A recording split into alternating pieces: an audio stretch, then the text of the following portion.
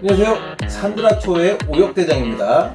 자, 오늘은 일반인들이 조금 고산지대의 여행 혹은 트레킹을 간다고 했을 때 당연히 머리가 아프다거나 아니면 구토 증상이 난다고 하는, 우리가 흔히 말하는 고소증 아니면 고소병 걸렸네 이렇게 말을 하는데, 요거에 대해서 좀 간단하게 풀어드리도록 하겠습니다.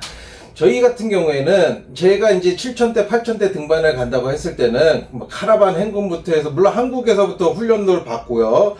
체력이라든가 모든 테스트를 다 받기도 하지만, 현재 도착하면은 고소훈련을 저희는 하고요. 또 이런저런 뭐 테스트라든가 많은 준비를 많이 하겠지만, 실질적으로 약으로 이겨내는 방법은 없어요. 도움은 조금 될 수는 있는데, 그래서 오늘은 일반인들을 위한 방법.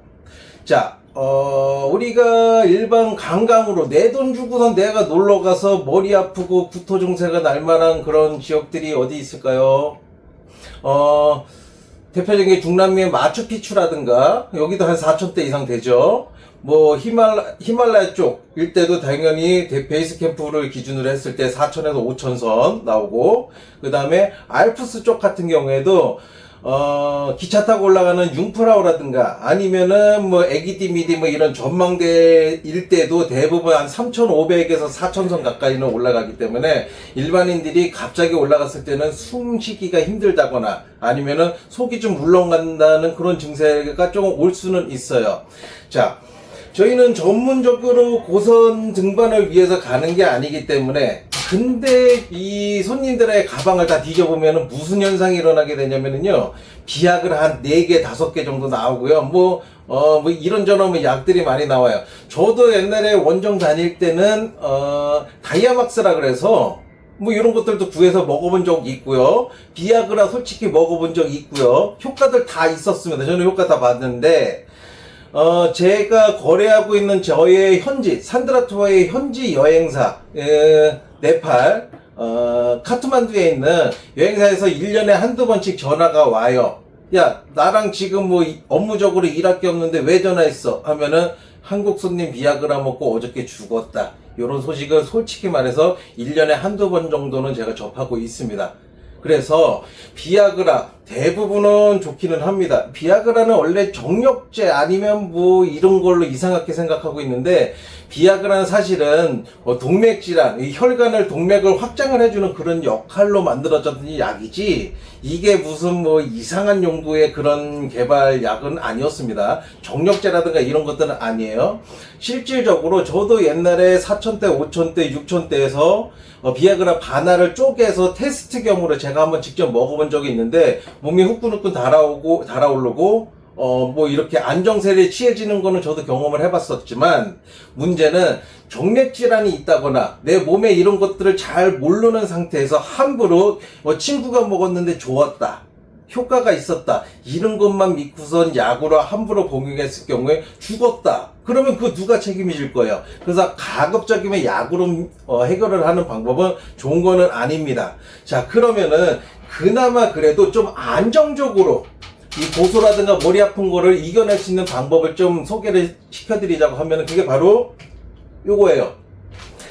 자, 그럼 이게 고산이랑 무슨 소용이 있고 이게 무슨 작용을 해주느냐. 자, 예를 들어서 우리가 내일 마추픽추를 간다고 해요. 마추픽추를 가는데 오늘 저녁에 우리가 한 2,000m에서 잠을 잘 거예요. 그리고 내일 아침에 가이드랑 출발합시다 하면은 가이드 만나서 뭐 기차 타고 못 타고 해서 쭉쭉쭉 올라가서 갑자기 4,000대로 띵고라니 올라가니까 머리 띵해지고요, 속 울렁울렁거리고 다 토하고 싶고 그냥 빨리 돈 이거 먹어 필요 없고 빨리 내려가고 싶다, 막 이런 경험들 있거나 아니면 그런 상황이 있을 수가 있겠죠. 보통 요거는 500ml예요. 타이레놀 보통 한국에서 구할 수 있는 거는 500ml 정도 흔하게 잡을 수가 있는데, 1000ml로 맞춰주는 겁니다. 500짜리 2개를 먹으면 1000ml가 되겠죠.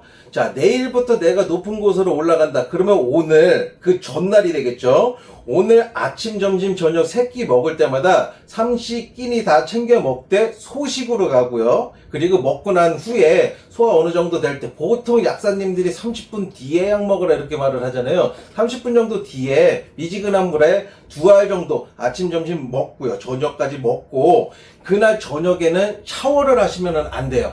아무래도 4,000대, 5,000대로 올라가는 그 주변 에어리어에 뭐 온천 저기 난방 시설이라든가 이게 잘 돼 있지는 않겠죠. 그래서 찬물에 씻거나 아니면 몸에 체온 변화가 있다는 게 갑자기 느껴지면은 고소 현상이 확 들어올 수가 있어요. 그렇기 때문에 내일부터 이제 우리가 높은 곳으로 올라간다. 그러면 전날 제가 타이레놀 2알씩 해서 삼시세끼 먹으라 그랬죠. 첫 번째.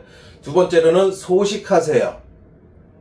평상시에 먹는 양의 소화력이 떨어질 거기 때문에 먹는 양의 반으로 줄이셔야 됩니다. 세 번째로는 수시로 보온병 최소한 1리터 이상 되는 큰 사이즈를 들고 다니면서 녹차류, 홍차라든가 녹차류, 이뇨 성분이 있기 때문에 오줌이 많이 나와요.